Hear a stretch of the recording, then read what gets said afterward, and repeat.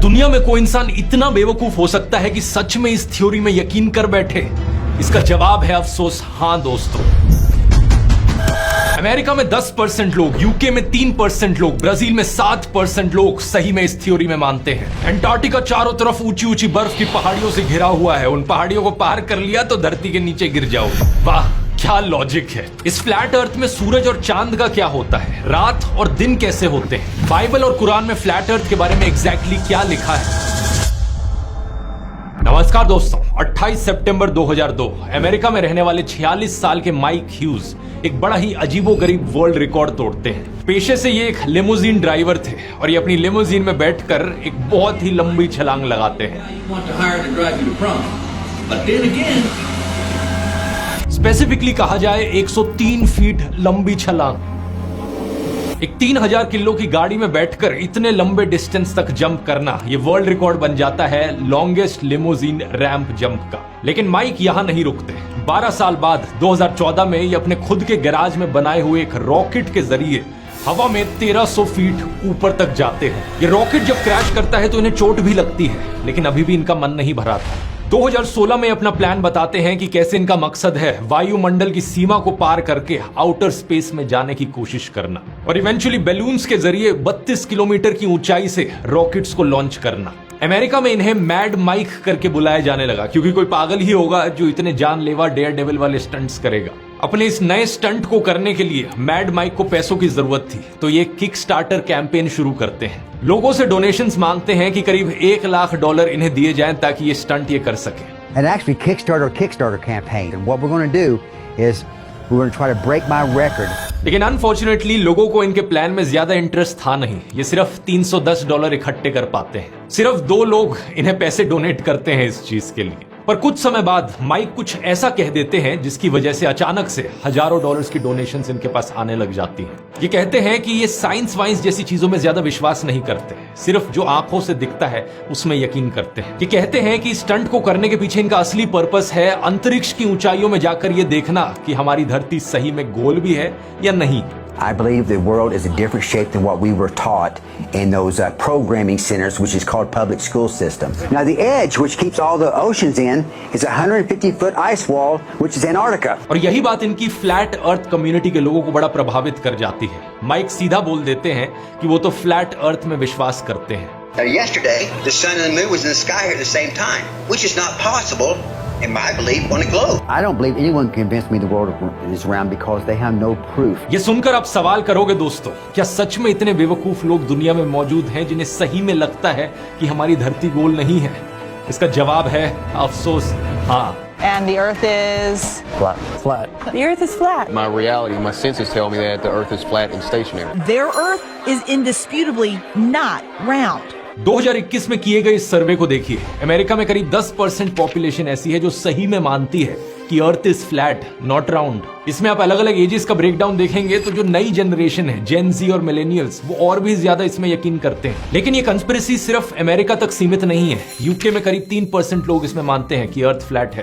Brazil में करीब 7% लोग, बुल्गारिया में करीब 8% लोग। टूनेशिया के देश में तो एक जियोलॉजी पढ़ने वाली पीएचडी की स्टूडेंट ने एक थीसिस सबमिट करने की कोशिश करी थी कि अर्थ इज फ्लैट। मतलब इतने पढ़े लिखे लोग भी इतनी स्टूपिड बातों को सच मान बैठते हैं। इनफैक्ट ज्यादातर लोग जो इस चीज में मानते हैं, ऐसा नहीं कि वो अनपढ़ लोग हैं, उन्हें पढ़ना लिखना आता है, वो एजुकेटेड भी हैं, यूट्यूब पर वीडियोस भी देखते हैं और अपनी बिलीफ्स को लेकर आर्ग्यू भी करते हैं। लेकिन फिर भी किसी ना किसी कारण की वजह से वो इतने सिंपल फैक्ट को झूठ मान बैठे हैं। आज के वीडियो में आइए दोस्तों इस फ्लैट अर्थ थ्योरी को गहराई से समझते हैं। इन लोगों की राय में आखिर धरती दिखती कैसी है, कुछ फेमस सवाल इस थ्योरी से रिलेटेड, क्या बाइबल या कुरान में ऐसा कुछ लिखा गया है, और आखिर क्या कारण है कि लोग ऐसी बेवकूफी भरी थ्योरी में यकीन कर बैठते हैं।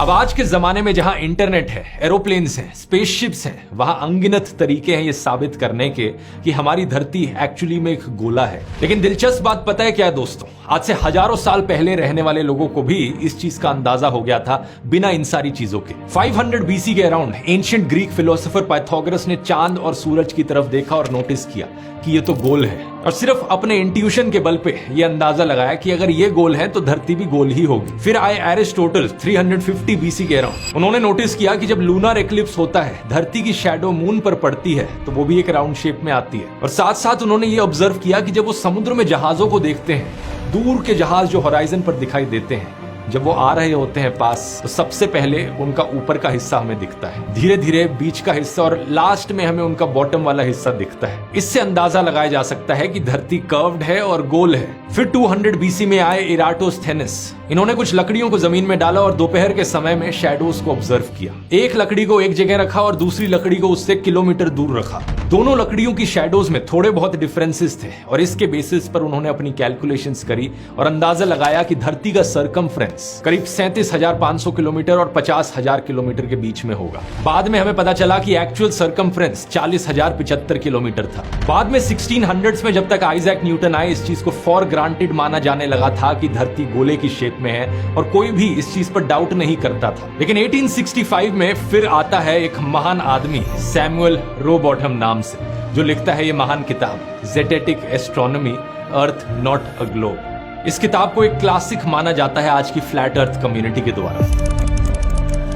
इस किताब के अंदर लिखी गई सैमुअल की कुछ मेन आर्ग्यूमेंट सुनिए जरा। ये बंदा कहता है कि जब भी मैं समुद्र में जाता हूं और दूर देखता हूं तो होराइजन हमेशा फ्लैट दिखाई देता है, और अगर धरती गोल होती तो ये फ्लैट नहीं बल्कि कर्व्ड दिखाई देता। इसके अलावा जितनी भी लेक्स हैं, जितने भी ओशंस हैं, उन सब के ऊपर जो पानी का लेवल होता है वो फ्लैट होता है, वो कर्व्ड नहीं होता। और जमीन पर भी इसका कहना था कि जमीन कभी कर्व्ड नहीं दिखती इसे, और चीजें कितनी भी दूर दिख रही हों वो हमेशा दूर दिखती रहती हैं, कभी भी दिखनी बंद नहीं होती इसकी राय में। इसलिए धरती फ्लैट है, गोला नहीं है। इसने अपने इस अप्रोच को ज़ेटेटिक करके पुकारा कि सिर्फ जो आंखों से दिखता है उस पर यकीन किया जाएगा। मतलब बाकी सारे साइंटिस्ट और फिलोसोफर्स इसकी ये बातें सुनते तो अपना माथा पीटने लग जाते हैं। इसने अपनी एक नई थ्योरी बनाई कि धरती कुछ ऐसी दिखती है, बीच में नॉर्थ पोल है, पूरी धरती फ्लैट है और चारों तरफ एंड में एंटार्क्टिका की बड़ी बड़ी आइस की पहाड़ियां।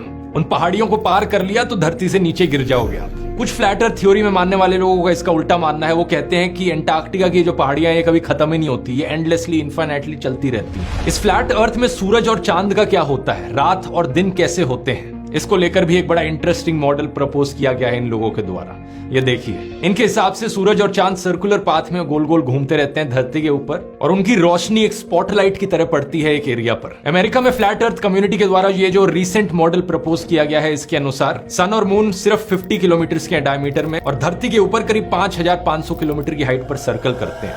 लेकिन असलियत में जैसा हम जानते हैं, सन करीब 150 मिलियन किलोमीटर दूर है धरती से और मून करीब 4 लाख किलोमीटर दूर है धरती से। इस फ्लैट अर्थ में सन और मून के पाथ कुछ ऐसे दिखाए गए हैं जिसकी वजह से समर और विंटर होती है। मार्क सर्जेंट, जो कि आज के जमाने के ऑलमोस्ट राजा हैं इस फ्लैट अर्थ कम्युनिटी के, इनके अनुसार सनलाइट जो होती है वो गर्म होती है और मूनलाइट जो होती है वो ठंडी होती है। ऐसा होने के पीछे जो प्रूफ बताया जाता है इनके द्वारा वो भी बड़ा इंटरेस्टिंग है। ये कहते हैं दिन के समय में घर के अंदर टेम्परेचर देखो और घर के बाहर टेम्परेचर देखो, धूप में खड़े होकर कितना होता है, गर्म हो जाता है। लेकिन रात के समय में यही चीज करोगे, घर के अंदर टेम्परेचर देखोगे और घर के बाहर टेम्परेचर देखोगे, जब चांद निकला हुआ है तो बाहर का टेम्परेचर ठंडा दिखता है। वाह, क्या लॉजिक है। वैसे इस तरीके के स्टूपिड विचार हर किसी के दिमाग में आते हैं, ये कोई बड़ी चीज नहीं है। लेकिन प्रॉब्लम बस तब हो जाती है जब आप अपने स्टूपिड विचारों को बिना सोचे समझे, बिना वेरीफाई किए अंधाधुंध सच मान बैठते हो। आज के जमाने में तो प्रॉब्लम बिल्कुल भी नहीं आनी चाहिए, क्योंकि आपके मन में जो भी सवाल हो, चैट जीपीटी जैसे एआई टूल्स उसका तुरंत जवाब दे देंगे। पूछकर देखो,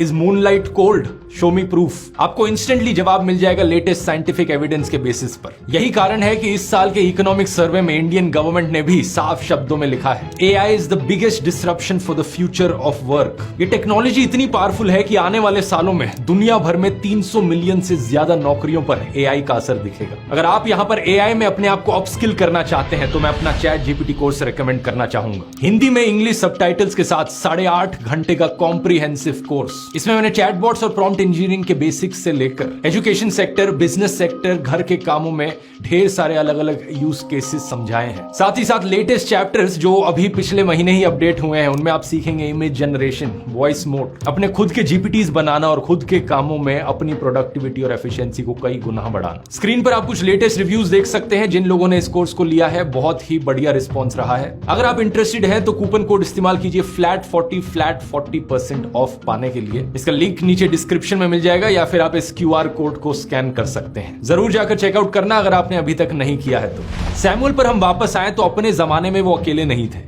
लेट 1800s के समय में इस मॉडर्न फ्लैट अर्थ मूवमेंट का जन्म होता है। एक और बड़ी फेमस किताब है ये 1885 की 100 proofs that the earth is not a globe, लिखी गई विलियम कारपेंटर के द्वारा। इन लोगों ने शुरू से ही रिलीजन का भी सहारा लिया था अपनी इस बकवास को सच साबित करने के लिए। जानबूझकर ये बाइबल के कोट्स को मिस इंटरप्रेट करने लगे। बाइबल के रेवलेशन चैप्टर 7 वर्स 1 में लिखा गया है, and after these things I saw 4 angels standing on the 4 corners of the earth holding the 4 winds of the earth. अब इन 4 कॉर्नर्स को मेटाफोरिकली भी इंटरप्रेट किया जा सकता है, जैसे कि हम बातों बातों में कहते हैं कि धरती के कोने कोने में। इसका मतलब ये नहीं है कि धरती में असली में कोने हैं, कॉर्नर्स एग्जिस्ट करते हैं, ये बस कहने का एक तरीका है बात को। लेकिन ये लोग क्या करते हैं, इस चीज को लिटरली इंटरप्रेट करते हैं कि नहीं भाई, बाइबल में द 4 कॉर्नर्स ऑफ अर्थ लिखा गया है, इसका मतलब कि अर्थ स्क्वायर या रेक्टेंगल की शेप में होगी। 1893 में बनाए गए इस नक्शे को देखिए, इसमें अर्थ को एक स्क्वायर की तरह दिखा रखा है जिसके 4 कोने में 4 एंजल्स मौजूद हैं। ऐसे ही जेनेसिस के चैप्टर 1 वर्स 6 में लिखा गया है, and God said let there be a firmament in the midst of waters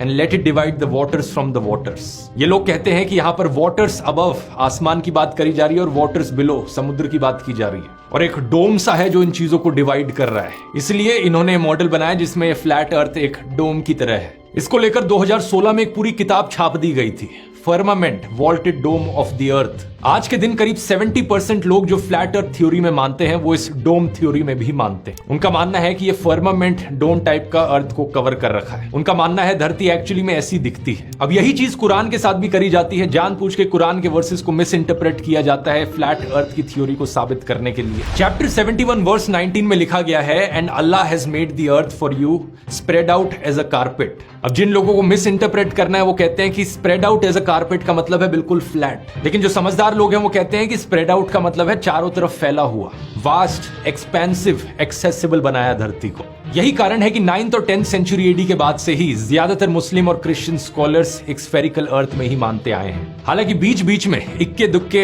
ऐसे लोग जरूर निकल कर आ जाते हैं। 2015 का यह आर्टिकल जहां पर सऊदी अरब का एक मुस्लिम क्लेरिक कहता है कि अर्थ स्टेशनरी है, और यही बंदा ये भी कहता है कि नासा ने कभी मून लैंडिंग करी ही नहीं। ये एक कॉमन पैटर्न है दोस्तों जो ज्यादातर फ्लैट अर्थ कम्युनिटी के लोगों में देखने को मिलता है। जो लोग इस कंस्पिरेसी थ्योरी में मानते हैं वो इसके साथ साथ ढेर सारी अलग अलग कंस्पिरेसी थ्योरीज में भी मानते हैं। वही सर्वे जो मैंने वीडियो के शुरू में दिखाया था, सेम परसेंटेज ऑफ लोगों को लगता है कि वैक्सीन में माइक्रोचिप डली होती है। सेम लोगों को लगता है कि नासा और बाकी सारी स्पेस एजेंसीज फ्रॉड हैं। कुछ लोग तो ये तक कहते हैं कि ग्रेविटी जैसी कोई चीज नहीं होती और डायनासोर्स कभी एग्जिस्ट नहीं करते थे। इन लोगों के अनुसार अगर आप यूनाइटेड नेशंस के लोगों को देखोगे तो वहां भी एक फ्लैट अर्थ दर्शाई गई है, क्योंकि ये जो लोगो है इसमें इस तरीके का नक्शा बनाया गया है। अब इन लोगों को कोई बताओ जरा, अगर लोगों को पेपर पर देखोगे तो वो हमेशा 2 डायमेंशंस में ही दिखेगा। एक स्फेरिकल शेप को 2 डायमेंशंस में ड्रॉ कर पाना पॉसिबल नहीं होता। लेकिन अगर इस तरीके के आर्ग्यूमेंट्स आप इन लोगों से करोगे तो ऐसे ही अजीबोगरीब जवाब भी सुनने को आपको मिलेंगे। या आपको बताएंगे कि कैसे अंटार्कटिका इस नक्शे में ड्रॉ नहीं किया गया, क्यों नहीं किया गया,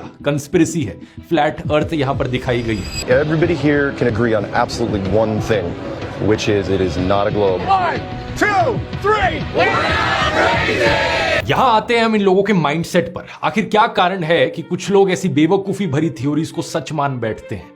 इसके पीछे 4 रीजंस कहे जा सकते हैं। पहला है कन्वीनियंस। जो एक्सप्लेनेशन सुनने में ज्यादा सिंपल और कन्वीनियंट लगे, लोगों की टेंडेंसी रहती है उसे ज्यादा सच मानने की, क्योंकि सिंपली आसान है समझना। फॉर एग्जाम्पल, आप ग्लोबल वार्मिंग के बारे में सुनते हो, एक तरफ मैं आपको बड़ी डिटेल्ड एक्सप्लेनेशन देता हूं, बहुत सारा डेटा दिखाता हूं, चार्ट्स दिखाता हूं कि कैसे CO2 लेवल्स बढ़ने लग रहे हैं ओवर द ईयर्स और इसकी वजह से ग्लोबल टेम्परेचर राइज कर रहा है। लेकिन दूसरी तरफ एक बंदा आपको कहता है कि ये सब छोड़, बस ये देख कि आज कितनी ठंड पड़ रही है। आज इतनी ठंड है जितनी पिछली 5 सर्दियों में नहीं हुई थी। इससे साबित हो जाता है कि ये ग्लोबल वार्मिंग झूठ है। बताओ, दोनों में से कौन सी एक्सप्लेनेशन पर आप ज्यादा यकीन करोगे? होपफुली आप में से ज्यादातर लोग कहेंगे कि पहली एक्सप्लेनेशन ज्यादा बिलीवेबल है क्योंकि वहां पर ज्यादा डेटा दिखाया गया है, साइंटिफिक बेसिस पर बात करी गई। लेकिन अनफॉर्चुनेटली दोस्तों बहुत सारे ऐसे भी लोग होते हैं जो सिंपली आसान रास्ता चुनते हैं, कन्वीनियंट एक्सप्लेनेशन चुनते हैं। और ये एक्सप्लेनेशन कन्वीनियंट सिर्फ इसकी सिंप्लिसिटी की वजह से नहीं है, ये इसलिए भी कन्वीनियंट है क्योंकि लोगों को अपनी तरफ से कोई एक्शन नहीं लेना पड़ेगा, कोई डरने की बात नहीं होगी। अगर आपने मान लिया कि ग्लोबल वार्मिंग जैसी कोई चीज नहीं होती तो आपको खुद के अंदर कुछ बदलाव करने की जरूरत नहीं, आपके मन के अंदर से जो डर है ग्लोबल वार्मिंग को लेकर वो भी खत्म हो जाएगा। इसलिए भी ये एक कन्वीनियंट रास्ता है। दूसरा रीजन आता है इंट्यूशन, जो चीजें आपको देखकर पहली नजर में सही लगती हैं क्योंकि आपकी इंट्यूशन, आपकी गट फीलिंग कह रही है कि ऐसा होगा तो आप उसे ज्यादा सच मान लेते हो। फॉर एग्जाम्पल फ्लैट अर्थ के केस में लोगों को लगता है कि क्या ये ग्रेविटी, क्या ये मैथ्स, क्या ये साइंस, इस सब में पढ़ने की जरूरत नहीं, जो मुझे अपनी आंखों से दिख रहा है मैं उसे सच मानूंगा। मैं जब चारों तरफ देखता हूं तो मुझे दिखता है कि जमीन फ्लैट है, हर जगह दूर दूर तक फ्लैट जमीन दिखती है, इसका मतलब धरती भी फ्लैट ही होगी। धरती असल में इतनी बड़ी है कि इसका कर्वेचर अपनी आंखों से नोटिस करना आसान बात नहीं है जमीन पर रहते रहते। इसलिए इन फ्लैट अर्थर्स को लगता है कि अगर ये दूर कहीं बिल्डिंग्स देख रहे हैं डिस्टेंस में तो इसका मतलब धरती फ्लैट ही होगी। अगर धरती कर्व्ड होती तो वो बिल्डिंग्स इन्हें दिखनी नहीं चाहिए थी। लोग साइंस से ज्यादा अपनी गट फीलिंग और अपनी ऑब्जर्वेशंस पर भरोसा करने लगते हैं। यहाँ एक साइकोलॉजिकल इफेक्ट भी है जिसे डनिंग क्रूगर इफेक्ट कहा जाता है। इसके अनुसार लोगों को अगर किसी फील्ड में बहुत कम नॉलेज होती है तो लोग अपनी कॉम्पिटेंसी को, अपनी नॉलेज को ओवर एस्टिमेट करते हैं। उन्हें लगता है कि उन्हें उस चीज के बारे में बहुत ज्यादा नॉलेज है, लेकिन असलियत में बहुत कम नॉलेज होती है। जैसे जैसे नॉलेज लेवल बढ़ने लगता है लोग रियलाइज करते हैं कि एक्चुअली में तो उन्हें कम नॉलेज है। धीरे धीरे फिर लोग अपनी कॉम्पिटेंस को कम देखने लगते हैं और जब सही मायनों में उनको नॉलेज मिलने लगती है तब जाकर उन्हें रियलाइज होता है कि धीरे धीरे हाँ अब वो नॉलेजेबल है इस फील्ड में। इस चीज को जैसे कि इस ग्राफ में डिपिक्ट किया जा सकता है। फ्लैट अर्थ जैसी कंस्पिरेसी थ्योरीज को फैलाने वाले लोग अक्सर कहते रहते हैं कि आप अपनी रिसर्च खुद करो, अपने खुद के नतीजों पर आओ। अब बात वैसे कुछ ज्यादा गलत नहीं है, खुद की रिसर्च हर किसी को करनी चाहिए, लेकिन इस चीज को जब एक्सट्रीम लेवल पर ले जाया जाता है, अगर आप एक कम समझदार इंसान को कहते हो कि अपनी रिसर्च खुद करो, जिसे रिसर्च करनी ना आती हो, तो वो अपने इंट्यूशन पर रिलाय करने लग जाता है। जो उसे सही लगता है वो उसे सही मानने लगता है। हमें एक बात यहां पर हमेशा याद रखनी चाहिए कि कॉम्प्लेक्स प्रॉब्लम्स और कॉम्प्लेक्स इश्यूज को समझना हमेशा एक कन्वीनियंट और इंट्यूटिव प्रोसेस नहीं होता है। सैमुअल ने जब अपनी 1865 वाली किताब लिखी थी फ्लैट अर्थ को साबित करने के लिए, तो उससे पहले उन्होंने अपना एक खुद का एक्सपेरिमेंट किया था साल 1838 में। यूके में एक ओल्ड बेडफोर्ड रिवर है, छोटी सी नदी है। ये उस नदी पर गए और एक बोट में 3 फीट ऊंचा फ्लैग रख दिया। इस नदी के बारे में खास बात यह है कि ये काफी लंबे स्ट्रेच तक बिल्कुल स्ट्रेट नदी बहती है। तो एक तरफ ये टेलीस्कोप लेकर बैठ गए पानी से 8 इंच ऊपर। इन्होंने कहा अगर धरती सही में गोल है तो मुझे अपने टेलीस्कोप से फ्लैग दिखना बंद हो जाना चाहिए कुछ डिस्टेंस के बाद। 6 मील तक ये इस बोट और फ्लैग को देखते रहे और इन्हें फ्लैग हमेशा दिखता रहा। और ये इन्होंने अपनी सिंपल सी ड्राइंग बनाई जिसके बेसिस पे इन्होंने कंक्लूजन निकाला, क्योंकि मुझे ये फ्लैग दिख रहा था इसका मतलब है कि धरती फ्लैट ही है। अब देखो ऊपर ऊपर से देखोगे तो इनकी एक्सप्लेनेशन सही लगेगी, लेकिन सैमुअल कन्वीनियंस और इंट्यूशन के पीछे भाग रहे थे। इन्होंने रिफ्रैक्शन नाम के कॉम्प्लेक्स प्रोसेस को अकाउंट में लिया ही नहीं। फ्लैग इन्हें असलियत में इसलिए दिख पा रहा था क्योंकि लाइट रिफ्रैक्ट कर रही थी। स्कूल में आपने पढ़ा है ना कि लाइट जब अलग अलग डेंसिटी से पास करती है, हॉट एयर से कूल एयर पे जाती है तो बेंड कर जाती है। तो इन्हें असली में फ्लैग नहीं दिख रहा था बल्कि फ्लैग की मिराज दिख रही थी। यही चीज रेगिस्तान में बिल्कुल उल्टी होती है। लाइट की रिफ्रैक्शन की वजह से हमें पानी पड़ा हुआ दिखता है, लेकिन असलियत में वो आसमान दिख रहा होता है। इसे भी फेमसली मिराज कहा जाता है। सैमुअल की बुक पब्लिश होने के 5 साल बाद एक और फ्लैट अर्थर थे जॉन हैम्डन नाम से। उन्होंने साल 1870 में एक शर्त लगाई कि जो भी सैमुअल के एक्सपेरिमेंट को गलत साबित करेगा उसे 500 पाउंड का इनाम दिया जाएगा। उस वक्त के फेमस बायोलॉजिस्ट एल्फ्रेड वैलेस ने इस बेट को लिया और अपना एक एक्सपेरिमेंट डिजाइन किया इसे गलत साबित करने के लिए। वो सेम नदी में गए और इस नदी में एक ब्रिज के ऊपर एक ब्लैक बैंड लगा दिया 13 फीट ऊंची हाइट पर। फिर ये इस नदी से 6 मील दूर गए और एक टेलीस्कोप से देखा इसे। लेकिन इस बार रिफ्रैक्शन को खत्म करने के लिए इन्होंने एक बीच में भी पोल खड़ा कर दिया। 3 मील का जो मिड पॉइंट था वहां पर भी एक पोल खड़ा कर दिया जिसपे 13 फीट की हाइट पर एक डिस्क लगाई गई और एक 9 फीट की हाइट पर डिस्क लगाई गई। अगर अर्थ फ्लैट है तो इस ब्रिज पे लगा हुआ ब्लैक बैंड इन्हें अपने टेलीस्कोप से दिखाई नहीं देगा, क्योंकि बीच में जो पोलो आ रहा है उस पर लगी हुई ऊपर की डिस्क उसे ब्लॉक कर देगी, उसके बिल्कुल लाइन ऑफ साइट में आएगी। लेकिन जब एक्चुअली में इन्होंने देखा तो इन्हें कुछ ऐसा दिखाई दिया। इन्हें ब्लैक बैंड दिख रहा था और उसके ऊपर डिस्क्स दिख रही थी दोनों। ये तभी पॉसिबल हो सकता था जब धरती में एक कर्वेचर हो, जिसकी वजह से डायग्राम कुछ ऐसा दिखेगा। बीच वाले पोल पर लगी दोनों डिस्क्स उन्हें अपने ब्लैक बैंड से ऊपर दिखी। हालांकि इन्होंने शर्त जीत ली, लेकिन उस बंदे ने इन्हें कभी पैसे नहीं दिए, क्योंकि उसने कहा कि इस पर कोई रिटन एग्रीमेंट नहीं हुई थी, बहाना मार के भाग गया। यहां पर आता है हमारा तीसरा रीजन दोस्तों, क्रिटिकल थिंकिंग। ज्यादातर लोग जो ऐसी कंस्पिरेसी थ्योरीज में यकीन करते हैं वो या तो अपनी क्रिटिकल थिंकिंग स्किल्स का इस्तेमाल नहीं करते या फिर उनमें क्रिटिकल थिंकिंग नाम की चीज होती ही नहीं है। क्रिटिकल थिंकिंग का एक्चुअली में मतलब क्या है कि अपने सोच विचारों को हमेशा एक क्रिटिकल नजरिए से देखो। अगर आप अपनी रिसर्च करके किसी कंक्लूजन पर रीच कर रहे हो तो एक बारी अपने आप से सवाल करके देखो कि क्या कुछ और भी हो सकता है यहाँ पर, किसी चीज को आपने मिस आउट तो नहीं कर दिया। चीजों को मल्टीपल पर्सपेक्टिव से देखो और क्या पॉसिबिलिटीज हो सकती हैं इस केस में। अपने आप से हमेशा अपने विचारों के बारे में सवाल करो। अगर आप ऐसा सोच रहे हो तो क्यों सोच रहे हो? क्या जब आपने अपनी राय बनाई है किसी चीज के ऊपर वो अपने इनहेरेंट बायस की वजह से तो नहीं बनाई? हमेशा अपने आप से सवाल करना जरूरी है, जो कि अगर सैमुअल करते तो अपने एक्सपेरिमेंट में कमियां ढूंढ पाते। अगर वो सही में अपने एक्सपेरिमेंट पर इतने अड़े हुए थे तो अपने एक्सपेरिमेंट को अलग अलग पर्सपेक्टिव से अलग अलग तरीकों से दोहराने की कोशिश करते अपने कंक्लूजन को सॉलिडिफाई करने के लिए। लेकिन प्रॉब्लम क्या आ जाती है, ये चीज करना कन्वीनियंट नहीं है, बहुत झंझट है, कॉम्प्लेक्सिटी है। अगर आप अपने आप से सवाल करोगे, अलग अलग पर्सपेक्टिव्स देखोगे, आसान यही है कि जो भी पहला इंट्यूशन आपके मन में आ रहा है उससे यकीन कर लो बिना क्रिटिकली सोचे। जो लोग ऐसी कंस्पिरेसी थ्योरीज का शिकार बनते हैं वो यही करते हैं। चौथा रीजन है मिसट्रस्ट ऑफ अथॉरिटीज और इंस्टीट्यूशंस, और ये वाला बड़ा इंटरेस्टिंग है क्योंकि एक तरफ ऐसे लोग ब्लाइंड बिलीफ रखते हैं कंस्पिरेसी थ्योरीज में, लेकिन दूसरी तरफ इनके अंदर ब्लाइंड स्केप्टिसिज्म भी होता है दूसरी साइड के लोगों को लेकर। फ्लैट अर्थर्स को अगर आप कहोगे कि देखो नासा ने फोटो खींच कर दिया धरती की, ये यकीन ही नहीं करेंगे क्योंकि ये नासा पर यकीन नहीं करते। इन्हें बताओगे कि ये देखो साइंस की किताबों में क्या लिखा हुआ है तो ये कहेंगे कि किताबें सरकार ने लिखी और सरकारों पर भरोसा नहीं किया जा सकता। जिस भी बेसिस पर आप इन्हें सबूत देने की कोशिश करोगे आपके सबूत को नकार देंगे। इनके हिसाब से दुनिया का पूरा एजुकेशन सिस्टम एक कंस्पिरेसी है इनके खिलाफ। अमेरिका, रशिया, चाइना, इंडिया, इनके हिसाब से सारे देश इस कंस्पिरेसी में मिले हुए हैं। लेकिन यहां भी अगर थोड़ी सी क्रिटिकल थिंकिंग का इस्तेमाल करें तो इन्हें पता लग जाएगा कि इनका लॉजिक कितना खराब है। अमेरिका और रशिया जैसे देश जो हर मामले में एक दूसरे के खिलाफ होते हैं ऑलमोस्ट, वो अचानक से धरती को गोल साबित करने के लिए कैसे एक साथ आ गए? अर्थ की सबसे पहली फोटो जो ली गई थी वो ये थी। 24 अक्टूबर 1946 को अमेरिका ने एक सब ऑर्बिटल रॉकेट भेजा था जो करीब 104 किलोमीटर की हाइट तक गया और कुछ ऐसी फोटो इसने खींची।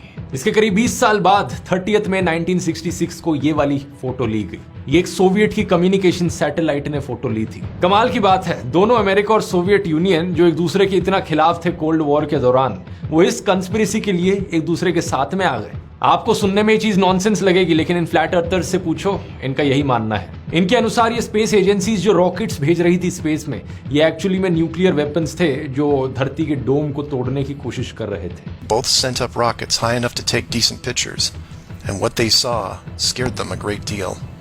How do we know they were extremely concerned about the sky? Because the US and Russia immediately started firing nuclear weapons straight up. And they kept firing for the next 4 years. सरकार से भरोसा उठना कोई बड़ी चीज नहीं है, लेकिन ये मान बैठना कि हर एक चीज जो सरकार कह रही है, हर एक चीज जो साइंटिस्ट कह रहे हैं, वो सब बकवास है, ये पागलपंती है। और पागलपंती से याद आया, मैड माइक की कहानी पर वापस आते हैं जिसकी बात मैंने वीडियो के शुरू में करी थी। फ्लैट अर्थ को अपनी कैंपेन में यूज करने की मदद से उन्होंने करीब $8,500 कलेक्ट कर लिए थे अपने स्टंट के लिए।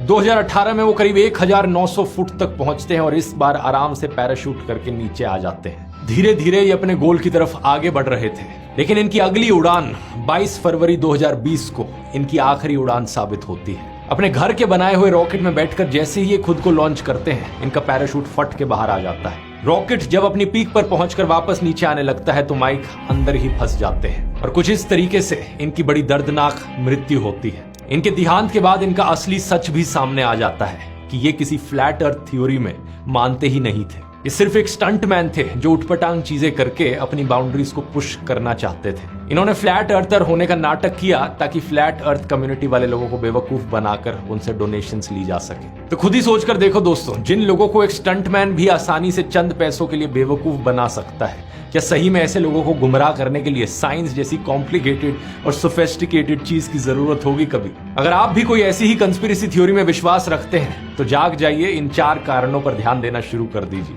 नहीं तो पता नहीं कब कल को कोई आकर आपको ऐसे ही बेवकूफ बनाकर चला जाए। कोर्स को डाउनलोड करने का लिंक नीचे डिस्क्रिप्शन में मिल जाएगा। और अगर ये वीडियो पसंद आया आपको तो ये वाला भी जरूर पसंद आएगा, जिसमें मैंने बात करी है नील आर्मस्ट्रांग की पहली मून लैंडिंग की।